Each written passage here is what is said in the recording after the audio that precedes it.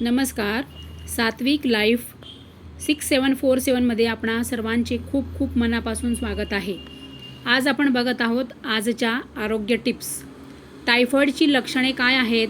तर ताप हळूहळू वाढतो, काही दिवसांनी खूप जास्त होऊ शकतो, तापासोबत डोकेदुखीचा त्रास होऊ शकतो, पोटाच्या वरच्या भागात दुखणे किंवा अस्वस्थता जाणवू शकते, अतिसार किंवा बद्धकोष्ठतेचा त्रास होऊ शकतो. टायफॉईडमुळे खूप जास्त अशक्तपणा आणि थकवा येतो.